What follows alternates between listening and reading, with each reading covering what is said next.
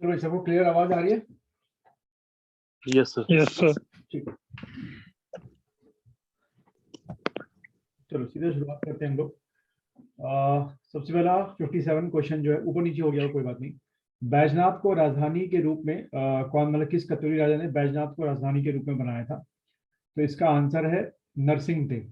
ठीक है, बैजनाथ जो है, यानी कि यहाँ से दो क्वेश्चन आपको मिल रहे हैं। नरसिंह देव कत्यूरी शासक था और नरसिंह देव ने बैजनाथ को कत्यूरी की राजधानी बनाया था। उसके बाद आपका 58 क्वेश्चन, इसका आंसर जो है ये अस्थि देव वंश किस क्षेत्र से संबंधित है? तो ये पाली पछाऊ। ठीक है, इसका आंसर है आपका पाली पछाऊ से इसका क्या है, संबंध है। उसके बाद रणचूला हाट, जिसको हम लोग कोट भामरी भी कई किताबों में लिखा हुआ है, किसकी राजधानी थी? ठीक है, तो इसका आंसर है कत्यूरों की। ठीक है, तो ये रणचूला कोट तो आप लोगों ने पढ़ा होगा। ये कोट भामरी जो है कई किताबों में है नहीं है, बस दूसरे जो आपकी परीक्षा वाली उसमें रणचूला कोट तो लिखा हुआ है। तो भाई रणचूला कोट जो है कत्यूरों की राजधानी हुआ करती थी। उसके बाद 60 का घुनसेरा तामपात्र अभिलेख अस्कोट के किस राजवंश से संबंधित है, यानी किस राजा से संबंधित है? तो भारतीपाल। ठीक है, भारतीपाल का संबंध किससे है? घुनसेरा तामपात्र अभिलेख, जो कि आपके अस्कोट में मिला है। फिर उसके बाद किस शासक द्वारा पिथौरागढ़ में लंदन फोर्ट नामक किला बनवाया गया था? आज भी है वहां पर, बट बहुत टूटा फूटा है। तो प्रीतम देव। ठीक है, इसको आप याद रखेंगे, प्रीतम देव। उसके बाद राजा धाम देव किसके पुत्र थे? तो इसका आंसर प्रीतम देव के, जो भी आप ये नाम पढ़ रहे हैं कि प्रीतम देव ने फोर्ट का किला बनवाया, लंदन फोर्ट का किला। तो यहाँ से देखो 3-4 क्वेश्चन मिल जाएंगे कि भाई उत्तराखंड में लंदन फोर्ट नामक किला कहाँ पर है, तो आप टिक करेंगे पिथौरागढ़, या किसने बनवाया? प्रीतम देव। और फिर ये तो शायद ही पूछेंगे कि राजा धामदेव किसके पुत्र थे, लेकिन दे रखा तो प्रीतम देव। उसके बाद ये सागर तल गढ़ विजय गाथा किस पर्वतीय कत्यूरी से संबंधित है? तो इसका जो आंसर है वो है धामदेव से। ठीक है, तो धामदेव से, तो ये थोड़ा सा याद रखिएगा, कौन सा? सागर तल गढ़ विजय गाथा। उसके बाद कत्यूरी शासन काल में गौलमिक क्या हुआ करता था भाई? गौलमिक किसे बोलते थे? तो ये इन्फेंट्री, या जिसको आप लोग क्या बोलते हो, पैदल सेना।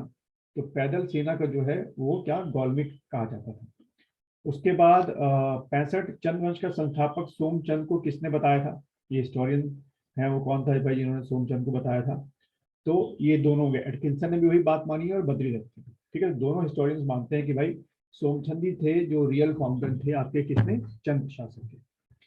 उसके बाद report on Kumaon and Garhwal नामक पुस्तक, report on Kumaon and Garhwal, तो ये किताब का नाम हो गया भाई, किसने लिखी है? ये डब्ल्यू फ्रेजर ने। ठीक है, डब्ल्यू फ्रेजर साहब ने किताब लिखी है, report on Kumaon and Garhwal. Then उसके बाद 67 का सीधा आंसर 23वां तोहरचंद जो थे, जो मेन है चंद डायनेस्टी के ना, वो थोड़ा लोग पूछ ले रहे हैं आजकल। उसके बाद चौथानी ब्राह्मणों की नियुक्ति करती, तो मैंने आपको पढ़ाया था, चौथानी ब्राह्मण जो थे, जैसे गढ़वाल में वो होते हैं ना सरोला ब्राह्मण, वैसे आपको बताया था मैंने, चौथानी ब्राह्मण राजाओं का खाना बनाते हैं। तो इसकी नियुक्ति किसने की थी? सोमचंद ने। ठीक है, फिर सोमचंद के समय डोटी का मल राजा कौन था? ठीक है, ये जयदेव मल। फिर कुमाऊं में पंचायती सरकार की नींव किसने डाली? इसका आंसर सोमचंद ने। ठीक है, तो पंचायत को इससे जोड़ लेना, सोमचंद या सोमवार को पंचायत बैठती है, तो ये थोड़ा याद रहेगा आपको। फिर पटरंग प्रथा का प्रचलन किसने किया था आपका? तो इसका आंसर है इंद्रचंद ने। ठीक है, उसके बाद 73 का आपका आंसर क्या है? बा, खश। ये वीराचंद की मृत्यु का कौम किस जनजाति का अधिकार हो गया? तो खश लोगों का अधिकार हो गया, इसलिए खश छोटे टाइम के लिए मानी जाती है उत्तराखंड में थी। उसके बाद नेपाल के शासक अशोक चल के समय चंद शासक कौन था? ये पूछ लेते हैं। तो इसका आंसर जो है आपका ये नानकी चंद। ठीक है, और ध्यान रखना अशोक चल जो है कहते हैं कि सबसे पहले ये था नेपाली शासक जिसने उत्तराखंड में आने की कोशिश की थी। इसके बाद कराचल भी बोलते हैं। ठीक है, इसका एक ईयर जो मुझे याद आ रहा है 1191 या 92 के करीब है। अच्छा, उसके बाद मोहम्मद बिन तुगलक के कराची अभियान के समय चंद राजा कौन था? ये भी क्वेश्चन नहीं कहा जाता है, तो धर्मचंद। ठीक है, और आपको याद होगा ये जो कौन सी है वो लेक जहाँ पे कंकाल है, किस डिस्ट्रिक्ट में? चमोली। चमोली। कुंड है, कहते हैं कि वो मोहम्मद बिन तुगलक की जो सोल्जर्स हैं उनकी बॉडी है, उनके कंकाल पर सच है। बट एक चीज हमें यहाँ से मिल गया, हमें डाटा कि कराची अभियान जब चला था मोहम्मद बिन तुगलक का, तो उस समय यहाँ आपको रट्टा मार के जाना है कि धर्मचंद किस चंद शासक द्वारा सर्वप्रथम अभिलेख खुदवाए गए थे, यानी कि वो जो स्क्रिप्ट था वो बनवाया गया, जैसे अशोका काम करता है वैसे इसने भी चाहा कि भाई हमारे लोगों को भी याद रहे कि हमने क्या काम किए, तो इसका आंसर होगा अभय चंद। ठीक है, तो इसको थोड़ा सा अगर घुमा के क्वेश्चन अगर एग्जामिनर चाहे तो ऐसे पूछ सकता है कि अशोक की तरह किसने अभिलेख खुदवाए यहाँ पर, या अशोक को किसने फॉलो किया था, जो उसकी आइडियोलॉजी थी कि भाई अपने राज्य के बारे में, अपनी पॉलिसीज के बारे में लोगों को बताया जाए, तो अब टिकर क्या ना अभय चंद। उसके बाद सर्वाधिक लंबे समय तक शासन करने वाला चंद राजा, ये भी एक फेवरेट क्वेश्चन है उनका, पूछ लेते हैं। तो ये आपका ज्ञानचंद। ठीक है, ज्ञानचंद का सबसे लंबे समय तक था। और यहाँ एक और चीज आपको याद आ रही होगी, ज्ञानचंद किसके दरबार में गए थे, किस तुगलक के दरबार में? और रुद्रचंद जो है इसका भी मिडिल इंडिया से कोई संबंध है? आप लोग पहले ये पढ़ तो चुके हैं। अकबर से मिले हैं, तो अकबर। रुद्रचंद मिले थे अकबर से। Yes sir. रुद्रचंद जो मिले थे ज्ञानचंद वो, का तो शायद जहांगीर था शायद। हाँ, इसको चेक करना, जितना मुझे याद आ रहा है फिरोज शाह तुगलक, FST ज्ञान आया था इनको मिल के आया, एक बार चेक कर लेना, फिरोज शाह तुगलक की याद आ रहा है, पर रुद्रचंद का कंफर्म है क्या है आपका? अकबर। अकबर है वो तो। हाँ, अकबर से मिले थे। नीलू ये कठायत किस चंद शासक का सेनापति था? ये सेनापति 3-4 बड़ा पूछते हैं वो लोग, तो इसका जो आंसर है वो है ज्ञानचंद। ठीक है, उसके बाद चंपावत के बालेश्वर मंदिर का रेनोवेशन कह सकते हो किस चंद राजा ने करवाया था? तो ये आप टिक करेंगे सोमचंद। ठीक है, उसके बाद हाँ, हथिया नौला का निर्माण किस चंद शासक ने करवाया था? ये भी एक टर्मिनोलॉजी आपकी नहीं है, इसको लिख लेना अगर नहीं पता है आप लोगों को तो इसका आंसर है आपका अघोष चंद। ठीक, देन बालेश्वर मंदिर का निर्माण किस निर्माण कार्य किस चंद राजा ने पूरा करवाया था? ठीक है, पूरा करवाया था, तो इसका आंसर जो है वो है आपका विक्रमचंद ने। ठीक है, विक्रमचंद ने बालेश्वर का काम जो है पूरा करवाया था, और ये हथिया नौला अघोष चंद ने। किस चंद राजा ने डोटी के साथ 12 वर्षीय युद्ध किया? जो डोटी के किंग थे उनके साथ 12 वर्षीय युद्ध किया था आपका, तो भारती चंद ने। ठीक, देन कटकाली प्रथा को किस चंद राजा ने बढ़ाया था? उसके बाद ये आंसर है भारती चंद। ठीक है, तो भारती चंद के दो हो गए, डोटी काल 12 वर्षीय रूल लड़ा, बहुत इंपॉर्टेंट काम कह सकते हो भारती चंद का, और साथ ही साथ ये कटकाली प्रथा को भी इसने प्रमोट किया था। उसके बाद 84 का किस चंद शासक के समय पहला भूमि बंदोबस्त करवाया गया? ये तो क्वेश्चन का फेवरेट है, प्रथम भूमि बंदोबस्त, क्योंकि इसका फिर अंग्रेजी ही करवाएंगे सीधा। तो इसका जो आंसर है वो है आपका ये रत्नचंद। ठीक है, तो पहला प्रथम भूमि बंदोबस्त जो करवाया गया था, लैंड रिफॉर्म, वो रतनचंद ने करवाया था। ठीक है, तो ऐसे इसको याद कर लिया भाई, भूमि में क्या गड़े हुए हैं? रत्न गड़े हुए हैं, इस तरीके से याद कर लो, एग्जाम में जब आएगा तो याद रहेगा। उसके बाद गढ़वाल पर सर्वप्रथम आक्रमण करने वाला चंद शासक, ये भी इनका एक फेवरेट क्वेश्चन है जो अक्सर रिपीट मारते हैं लोग, तो इसका जो आंसर है वो क्या है? कीर्ति चंद। ठीक है, फिर उसके बाद इसको अपना उससे याद रखना ना, श्रीनगर के पहले क्या पड़ता है? कीर्ति नगर, उससे आपको याद रहेगा। उसके बाद पानीपत के प्रथम युद्ध के समय चंद राजा जो 1526 में हाँ 1526 में पानीपत का युद्ध हुआ था, उस समय कौन था भाई यहाँ पर? तो इसका जो आंसर है वो है आपका ताराचंद। ठीक है, इसको याद रखना, पानीपत के पहले युद्ध से। फिर चंद्रवंश का सबसे उम्रदराज एजेड जो था, ये भी मैं पहले करा चुका था आप लोगों को, ये भीष्म। ठीक है, तो इसको भी याद करना आसान है, भीष्म पितामह, महाभारत में भीष्म पितामह हो गए, यहाँ आपको याद रखना भीष्म जो है सबसे उम्रदराज थे। उसके बाद ये भी सबसे आसानी है, कौन सा आंसर होगा सीधा इसका? आपका रुद्रचंद। रुद्रचंद। ठीक है, फिर रुद्रचंद ने अकबर से भेंट कहाँ की थी? ये एक स्टेप आगे आ गए, तो भाई ये भेंट उन्होंने की थी कहाँ? लाहौर। आप इमेजिन कीजिए कि आपके बेचारे रुद्रचंद जो है यहाँ से पाकिस्तान गए थे, यानी कि अकबर या जयपुर या दिल्ली, और इसलिए देते भी हैं दो ऑप्शन कि या तो अकबर टिक करके आओगे या तो दिल्ली। ठीक है, लेकिन किताबों में मैं जो है वो दे रखा है कहाँ? लाहौर मिलकर आप आए थे। अच्छा, उसके बाद किस चंद राजा ने सामाजिक व्यवस्था की स्थापना हेतु, जो सोशल सिस्टम होता है, एक धर्म निर्णय नामक पुस्तक लिखी थी कि भाई लोग इस किताब को क्या करेंगे? फॉलो अप करेंगे।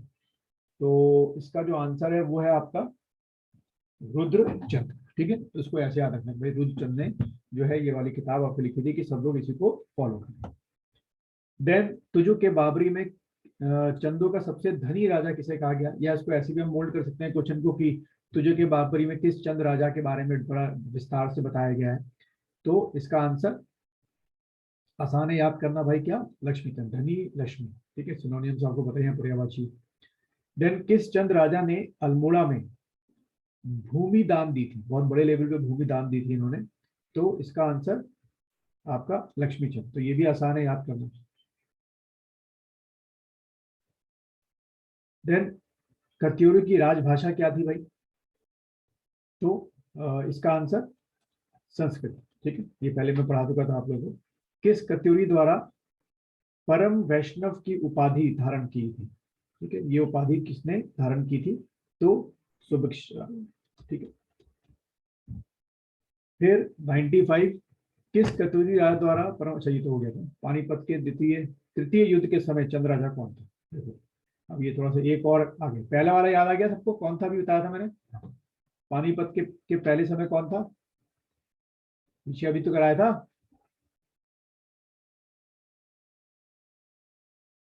पंद्रह सौ छब्बीस में कौन था, अभी तो कराया था मैंने, याद नहीं आ रहा, आया सबको याद। और पानीपत का पहला युद्ध किसके बीच में हुआ था, बाबर और दूसरा उधर कौन था, कौन सा लोधी था, इब्राहिम लोधी। इब्राहिम लोधी। इब्राहिम। ठीक है, तो इसको ऐसे याद कर लो भाई कि बाबर ने इब्राहिम लोधी को तारे दिन में दिखा दिए, तो आपको याद रहेगा ताराचंद, तारे दिखा दिए दिन में। ठीक है, अभी थर्ड में आते हैं भाई। थर्ड जो थी आपकी उस समय कौन था, पानीपत का जो तीसरा युद्ध हुआ था। तो इसका जो आंसर है वो है आपका ये दीपचंद। ठीक है, पानीपत का तीसरा युद्ध किनके बीच में हुआ था,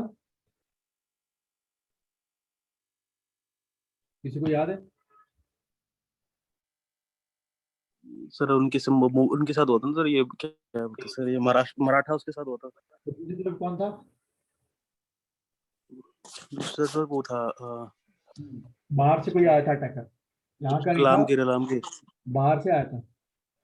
अलामगीर था सर, अलामगीर था या अहमद शाह अब्दाली था, अहमद शाह अब्दाली था। और इसको याद करने का एक बड़ा आसान तरीका है कि जब पानीपत का तीसरा युद्ध हुआ था तो उस समय कौन था, दीपचंद था। तो आपको याद होगा कि हमने पढ़ा था कि जब थर्ड बैटल ऑफ पानीपत हुई थी और वॉर खत्म होने के बाद एक सीक्रेट मैसेज जो है मराठा किंग को, वो मराठा क्या थे वो, पेशवा। हाँ पेशवा को भेजा था कि भाई दो मोती विलुप्त हो गए और कई मोतियां जो है वो टूट गए। तो आप इसको ऐसे याद कर सकते हो कि भाई दीप बुझ गए थे, मराठाओं के दीप बुझे थे, मराठों के कई प्रिंसेस मारे गए थे, कई यंग लड़के मारे गए थे, तो दीप बुझ गए थे, है ना। तो ऐसे याद रखें कि भाई थर्ड बैटल ऑफ पानीपत में चंद किंग कौन था, तो दीपचंद, यानी कि बहुत सारे क्या बुझे, दीप बुझे। ठीक है, चलो तो वहां क्या था, चंद दिन में तारे दिखाए यानी कि ताराचंद, और यहाँ पर क्या हुआ भाई थर्ड बैटल में दीप बुझे। अच्छा, किस चंद राजा ने अपनी अपनी मूर्ति जागेश्वर मंदिर में स्थापित करवाई, खुद की मूर्ति जागेश्वर में स्थापित करवाई भाई कि लोग पूजा करें उसकी, तो दीपचंद। याद रहेगा, आसान है, खुद की मूर्ति करवा दी उसने। ठीक है, कि दीप उसका कभी बुझे ना। अच्छा, किस चंद राजा ने दीपचंद और रानी श्रृंगार मंजरी को कैद कर लिया था भाई, ठीक है, उसके बाद के प्रिकर्सर के तौर पे। तो इसका आंसर है मोहनचंद, वही सत्ता भाई ट्रांसफर के चक्कर में। अच्छा, किस परमार शासक ने अपने पुत्र प्रगुन शाह को अल्मोड़ा की गद्दी पर बैठाया था, ठीक, ललित शाह। ठीक है, तो ललित शाह। फिर कत्यूरी के प्रथम परिवार का संस्थापक कौन था, प्रथम परिवार का संस्थापक मतलब फाउंडर के तौर पे पूछा गया क्वेश्चन। तो इसका आंसर है आपका वासुदेव। देन उसके बाद किस कत्यूरी शाह द्वारा जागेश्वर मंदिर में विमानों का निर्माण करवाया गया, वो आर्किटेक्चर होता है मतलब तरीके का, वो किसने करवाया था, आपका निम्बरदेव। ठीक है, तो निम्बरदेव का जागेश्वर से बड़ा गहरा संबंध है। ठीक, और यहाँ पे भी आपको याद होगा जागेश्वर ये वर्ड आ गया था। ठीक है, तो जागेश्वर में फिर दो किंग आपके हो गए, दीपचंद ने अपनी मूर्ति स्थापित करवाई, और यहाँ पर भी आपका निम्बरदेव है, उसने जागेश्वर में क्या स्थापित करवाया, विमान का निर्माण करवाया, वो स्ट्रक्चर आपके। देन 54 का ललित सूर्यदेव के ताम पात्र लेख में किस कतुरी यादव को परम ब्राह्मण बताया गया, तो ये बसंत देव। ठीक है, तो ये एक आपका आ सकता है एग्जाम में कि भाई इन चारों में से किसको परम ब्राह्मण कहा जाता है, तो आप टिक करेंगे बसंत देव। ठीक।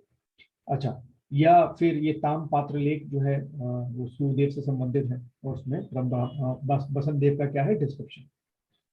देन 55 का जो आंसर है वो है आपका ये पांडुकेश्वर।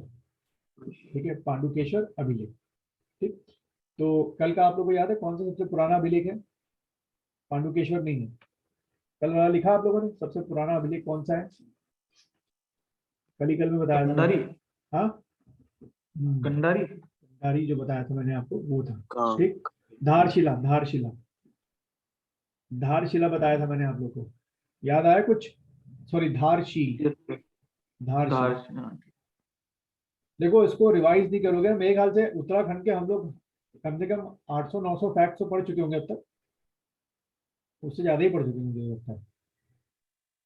इतने तो पढ़ ही चुके होंगे आप लोग, 800-900 सर क्वेश्चन, हाँ फैक्ट्स, मतलब उत्तराखंड के क्वेश्चन हम कर चुके हैं सर इसके लगभग 800 के करीब, है ना। तो अब वो यस सर। मुसीबत ये है कि इसको दोबारा रिवाइज करना जो है वो सबसे बड़ा एक महमूद टास्क है। और ये जो आपके 30 दिन बचे हुए हैं, अभी भी 30 दिन है, मान 4 तारीख से 4 तारीख मान के चलना, तो या तो 2 तारीख है और आप लोगों का 3 तारीख को पेपर है, तो कल से आपका ठीक 30 दिन शुरू हो जाएगा क्लॉक। तो वो 30 दिन जो बचे हुए हैं वो बड़े इंपॉर्टेंट है, इसी सारे क्या डेटा को आपको बस लगातार रिवाइज करते रहना। जैसे आज कुछ चीजें मैं नहीं लिखाऊंगा आप लोगों को, मुझे उम्मीद है कि कुछ अगर पता होगा तो अच्छी बात है, नहीं पता होगा तो लिख लेना। आज कुछ कॉन्स्टिट्यूशन की अच्छी चीजें मुझे मिली है, मैं कराऊंगा आज। अच्छा, वापस आते हैं 56 का आपका ये बागेश्वर शिलालेख। ठीक है, एटकिंसन ने किस शिलालेख के कुछ अंशों का अंग्रेजी में अनुवाद करवाया था? देखो कितना नया क्वेश्चन मिला है। तो बागेश्वर शिलालेख। चलो भाई, कितने हो रहे 50 में से? सर बस रहने दो, हाँ, मत सर मत पूछो। नहीं पूछूं? चलो ये अच्छी बात है, ना। नहीं पूछना है। वजह क्या है कि अगर ये सब नहीं गलत निकले हैं तो अच्छी बात ये है कि सारे फैक्ट्स आपको नहीं पता चले, तो ये आप लोग के लिए। हाँ दीपा क्या बोल रहा है?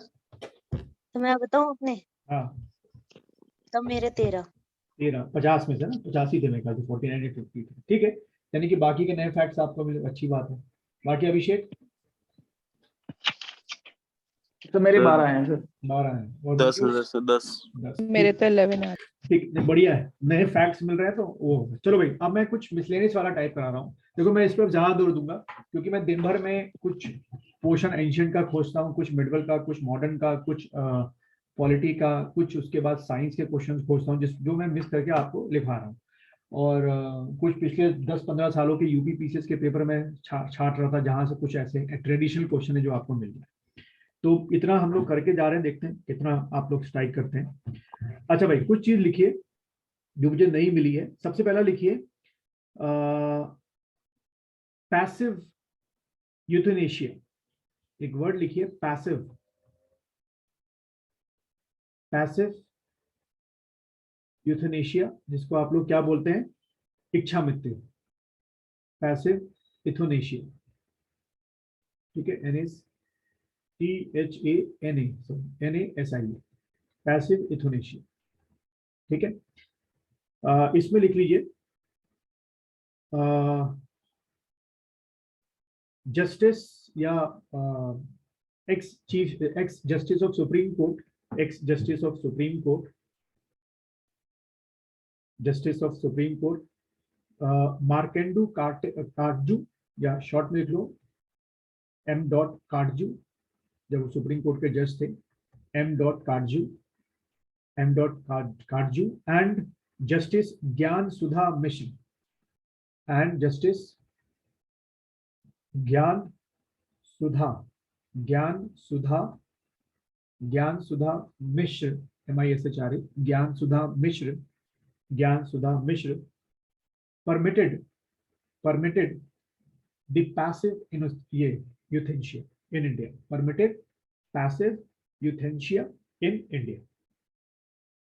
ठीक है, अब ये पैसिव यूथेनेशिया जो है क्या चीज हुई भाई? परोक्ष इच्छा मृत्यु। किसी को अंदाजा? तो 2 तरीके की होती है यूथेनेशिया जो है, एक होती है एक्टिव, एक होती है पैसिव। तो एग्जाम में आ जाए तो भाई ये 2 जजेस का नाम याद रखना। इन्हीं जजमेंट के बाद से हमारे भारत में भी जो है rarest of the rare case में पैसिव यूथेनेशिया की परमिशन है। यानी कि कोई ऐसा व्यक्ति जो ऐसी बीमारी से पीड़ित हो जिसमें उसको लाइफ सपोर्ट जो सिस्टम्स होते हैं, जैसे कि भाई इस मशीन जो है उसका हार्ट बीट करवा रही है, लंग्स मशीन चलवा रही है और वो कोमा में है, और उसके कोई डॉक्टर ये रिपोर्ट लिख के दे दें कि इसके कोई वापस चांसेस नहीं है कोमा में वापस आने के, 1% चांस हमेशा होते हैं आ सकता है, 99% चांस है कि लिख दे कि भाई कभी वापस नहीं आ सकता है। तो ऐसे केस में पैसिव एनेस्थीसिया की परमिशन है कि उसके जो लाइफ सपोर्ट सिस्टम्स हैं वो हटा दिए जाएं, जिससे उसकी क्या हो जाएगी, डेथ हो जाएगी। तो कुछ ध्यान रहेगा। और जो एक्टिव यूथनेशिया है वो क्या होता है, वो ये होता है कि कोई पर्सन ऐसी बीमारी से पीड़ित है जिसका कोई इलाज नहीं है, लेकिन वो किसी लाइफ सपोर्ट सिस्टम पे नहीं है, लेकिन उसका कोई इलाज नहीं है, और वो चाहता है कि उसको पॉइजनस इंजेक्शन, जिसको बोल सकते हैं आप पेनलेस डेथ, जो है इंजेक्शन लगाया जाए जिससे उसको नींद आए और वो नींद उसकी आखिरी नींद हो और उसी नींद में वो मर जाए। तो हमारे यहाँ एक्टिव यूथनेशिया की परमिशन नहीं है, पर यूरोप के कई देशों ने अपने यहाँ एक्टिव यूथनेशिया की परमिशन दे दी है। सबको क्लियर है पैसिव और एक्टिव में क्या डिफरेंस है? Yes, और इसका मतलब ये नहीं कि कोई डिप्रेशन में है, कोई असफल हो गया है, अनसक्सेसफुल हो गया, वो बोल रहा है कि मुझे तो मरना है, वो अलाउड नहीं है ना। तो पैसिव तो लॉजिक तो नहीं, सुसाइड भी allowed क्राइम है ना? नहीं, अब वो हट चुका है। ये सेक्शन जो है आईपीसी से हटा दिया, वो डीएक्टिवेट कर दिया गया कि अगर कोई सुसाइड करता है तो पहले ये था कि उसको पेनल्टी सजा होती थी 6 महीने की या 1 साल की, पर अब कहा गया कि अगर वो बच जाता है तो उसको कोई सजा नहीं है। सबको क्लियर है? Yes. ठीक, तो ये हो गया आपके एक्टिव और पैसिव, और ये जजेस का नाम याद रखना, ठीक है, ये आपके एग्जाम में आ सकता है। अच्छा, तो कंडीशन वही है, लाइफ सपोर्टिंग ओनली, वो तो पैसिव में है, मतलब वो तो पैसिव में है। हमारा सर वही कंडीशन है बस कि वही हाँ, होना बस चाहिए। बस बस, नहीं और कोई नहीं है भाई। अगर लाइलाज बीमारी से ग्रसित है, मान लीजिए कोई एक एक्स है, वो आपका एड्स से ग्रसित है, अब एड्स का इलाज तो अभी है नहीं, तो वो बोलेगा कि मुझे एक्टिव यूथनेशिया दे दो, यानी कि पॉइजनस इंजेक्शन लगा दो मुझे, तो वो अलाउड नहीं होगा। ठीक, अच्छा, दूसरा लिखो, इन 2000 सर तो ऐसे में तो वो डिसीजन लेने के उसमें नहीं होगा, पैसिव में तो फिर कौन डिसाइड करेगा उसके सर? घर वाले करेंगे, और कौन करेगा? अच्छा, ठीक, in 2015 IT Act section 66A, IT Act section 66A has been abolished by Supreme Court. 66A has been abolished by 66 has been abolished by Supreme Court. Clear? तो ये आईटी एक्ट जो 66A था, ये सीधा सीधा जो है किसका उल्लंघन कर रहा था? आपका 19A का। ठीक है, और इसी वजह से सुप्रीम कोर्ट ने क्या कर दिया, इसको क्या कहते हैं, एबॉलिश कर दिया। ठीक, केस क्या था? केस ये था कि 2 लड़कियां थी आपकी, शाहीन ढाटा और रीनू श्रीनिवास। जब आपके क्या कहते हैं महाराष्ट्र में ये मरे थे, क्या कहते हैं, बाल ठाकरे मरे थे, तो बाल ठाकरे के मरने के बाद इन्होंने पोस्ट में ये लिख दिया था कि भाई बाल ठाकरे मरने के बाद क्यों जो है पूरे मुंबई को एक दिन के लिए बंद किया गया, कोई नेशनल लीडर तो थे नहीं, तो बस उसके बाद भाई इनके खिलाफ एफआईआर दर्ज कर दी गई, 6 महीने तक ये जेल में रही कि 66A के तहत कि इन्होंने क्या ऑफेंस किया है। तो फिर तो वो 19A ही अपने आप में अबॉलिश हो गया। सैनिटेशन का हुआ, हाँ, सैनिटेशन का हुआ सर, ये के के पर ए हट गया है ना, 66A को हटा दिया गया है, सेक्शन A को, मैं उसकी बात कर रहा हूँ कि आप जो है असंवैधानिक कर दिया गया, निरस्त कर दिया गया। ठीक, अभी आप क्या बोल रहे थे अभिषेक, आप अपनी क्लियरिटी बताओ, आप क्या बोल रहे थे अभी? सैनिटेशन का जो सर केस चलते नहीं, सैनिटेशन के, सेडिशन जो है वो किस आर्टिकल में है? वो किसी और आर्टिकल में, इसमें थोड़ी आईटी एक्ट में थोड़ी, वो तो आईपीसी के आर्टिकल 24 ऐसे कुछ है सर, वो हाँ, वो तो है, वो अभी भी है। section पे। उसी को लेके तो मैं अच्छा, बता रहा था, पहले हम लोग जब डिस्कस कर रहे थे क्लास में कि सेडिशन जो आईपीसी की धारा में है, वो आपके लॉ मिनिस्टर ने क्लियरली इस बार के मॉनसून सेशन में विंटर सेशन में बोल दिया है, हम उसको एबॉलिश नहीं करने वाले हैं। ठीक है, पहले अच्छा, रूमर आ रहे थे कि वो हटने वाला है क्योंकि उसमें कई बेगुनाह लोगों को फंसाया गया है, कि जो भी मोदी का जयकारा ना लगाए वो सीधा जेल के अंदर। जैसे फॉर एग्जाम्पल अभी यूक्रेन से लगभग अभी भी 2,500 लोग आने बाकी हैं, मुश्किल से 900 या 500 लोग आए हैं, और फिर गुणगान हो रहा है कि झंडे दिखाए, मोदी की पावर है। बट वॉर जोन में सरकार भी, कांग्रेस होती तो कुछ नहीं कर पाती, ये भी मान लो। ऐसे कोई सरकार कुछ नहीं कर सकती। वॉर जोन में आप बहुत बुरी हालत में फंस जाते हैं। वहां एयर इंडिया का जहाज लेके जाओगे, कोई मार देगा गोली, उसको रॉकेट लॉन्च छोड़ दिया, अब सर्च करते रहो कि किसने मारा। अब जो लड़का मरा है ये थोड़ी पता चल रहा है कि किसकी गोली से मरा वो। अच्छा, ये हमारा हो गया, ठीक है। तो ये 2 धाराएं जो है मुझे आपको एक समझानी थी, ठीक है, इंपॉर्टेंट थी। चलिए आगे बढ़ते हैं और कुछ जगह कर लेते हैं। हाँ मैंने आप लोगों की छोटी क्या दी।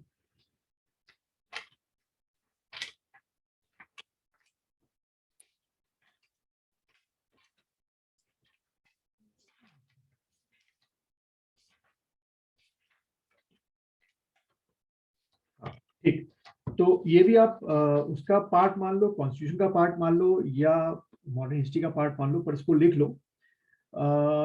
सर सेडिशन के लिए कोई आर्टिकल भी है? हाँ हाँ है, तो वो आईपीसी की धारा है, तो इंडियन पिनल कोड जो अभी अभिषेक बोल रहे थे। आईपीसी में? हाँ आईपीसी में ना, ठीक है।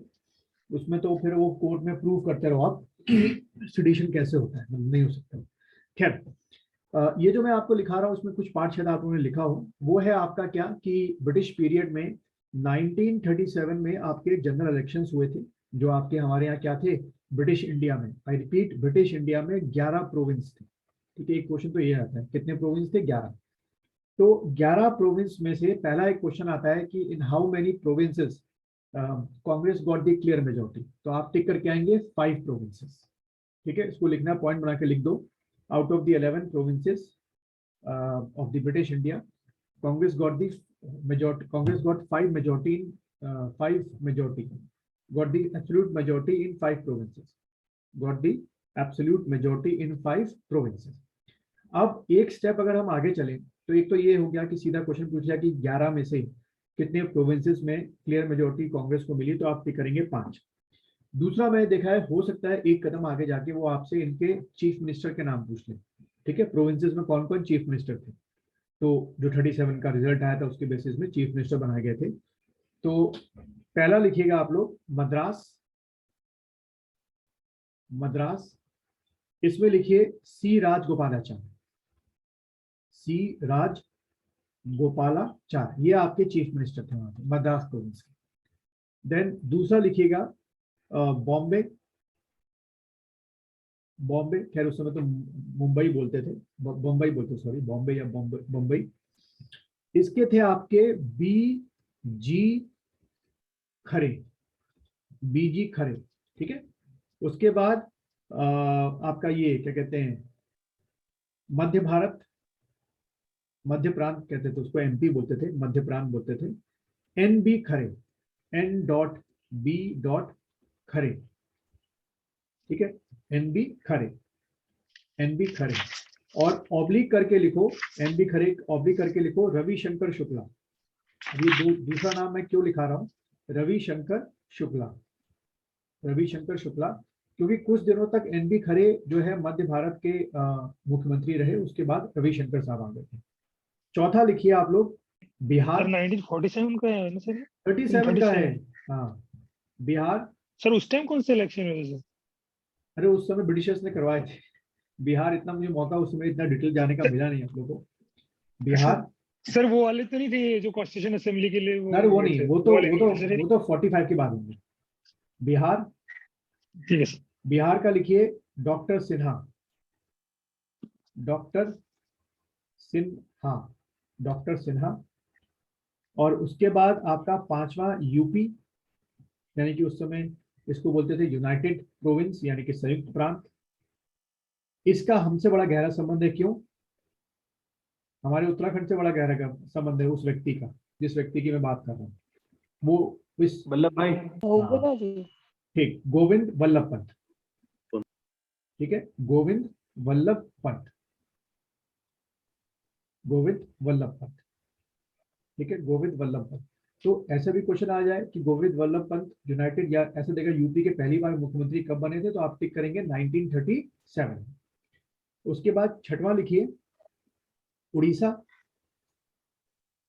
उड़ीसा, उड़ीसा का आप लिखिए B N Das, B N Das, B N Das साहब। उसके बाद north west frontier province, short में आप ऐसे लिख सकते हैं north west frontier province, north west frontier province, north west frontier province. इसका doctor Khan, doctor Khan, north west frontier province, doctor Khan. Then उसके बाद सिंध, सिंध, सिंध प्रोविंस, ये ब्रिटिश ने बना रखा था। ये लिखिए अल्लाह बख्श, अल्लाह बख्श, BAKSH, अल्लाह बख्श। उसके बाद 9th देखिए आसाम, तो खैर आसोम हो गया है। सादुल्ला, सादुल्ला, SADULLAH, सादुल्ला, सादुल्ला। उसके बाद आपका 10वां पंजाब, पंजाब प्रोविंस, इसका सिकंदर खान, यहाँ के जो मुख्यमंत्री बने थे, चीफ मिनिस्टर बने थे, सिकंदर खान साहब बने थे, सिकंदर खान। और 11वां आपका बंगाल, 11वां आपका बंगाल। यहाँ पे फजूल, फजूल हक, फजूल हक हो गया सबका, फजूल हक, फजूल हक सबका हो गया। Yes sir. सर MP में जो 2 लिखा है उसमें क्या है सर? उसमें ये था कि ये जो MP मैंने 2 लिखाए थे, NB खरे साहब थे, फिर बाद में इनकी डेथ हो गई थी, फिर आपके रविशंकर जो है वो बने, ठीक है। यस। अच्छा, यहाँ पे ध्यान रखिएगा जो शुरू के 6 हैं आपके, सॉरी 5, मद्रास, बॉम्बे, मध्य प्रांत, बिहार और आपका यूपी, यहाँ पे तो प्योर कांग्रेस की गवर्नमेंट बनी थी, प्योर जिसे बोलते हैं कि इनको पूरा पूरा बहुमत मिला था आपका। बाकी जगह जो है वो मिली जुली सरकार बननी शुरू हुई थी। उसमें एक बाकी के याद ना इतना इंपॉर्टेंट नहीं है, लेकिन वो पूछते हैं कि इन 11 प्रोविंस में से मुस्लिम लीग की सरकार कहाँ बनी थी, तो वो आपके क्या थे, ये बंगाल में जो है मुस्लिम लीग की सरकार बनी थी। और 2 लोग इनके साथ, मुस्लिम लीग के साथ कृषक प्रजा पार्टी, क्योंकि वहां पे पूरी मेजोरिटी मुस्लिम लीग को मिल नहीं पाई थी, काफी सीटें कृषक प्रजा पार्टी ने जीती थी। तो क्वेश्चन 2 तरीकों से आ सकता है कि 11 में से मुस्लिम लीग की सरकार कहाँ बनी थी, तो आप टिक करेंगे बंगाल। और इसमें जो उनके साथ पॉलिटिकल पार्टी थी, तब आप टिक करके आएंगे कृषक प्रजा पार्टी। सबको क्लियर है, कृषक प्रजा पार्टी? Yes sir. ठीक, तो Yes, ये sir. थोड़ा सा आप लोग ध्यान रखेंगे, ठीक। अच्छा, फिर एक और इंटरेस्टिंग चीज है जो सुन लो, ये जो 1937 के जो इलेक्शंस हुए थे और जिनका हम अब ये सब पढ़ रहे हैं रिजल्ट, की चीफ मिनिस्टर कौन था, उसमें कांग्रेस पार्टी का चुनाव चिन्ह क्या था, ये बड़ा इंटरेस्टिंग है। तो वो था येलो बॉक्स, येलो कलर का बॉक्स जो था वो उनका चुनाव चिन्ह था, ना कि हाथ, ठीक है। The election symbol was yellow box in the elections of 1937, in the elections of 1937। Short में लिखना तो शॉर्ट में लिख लीजिए, ठीक। सबका हो गया?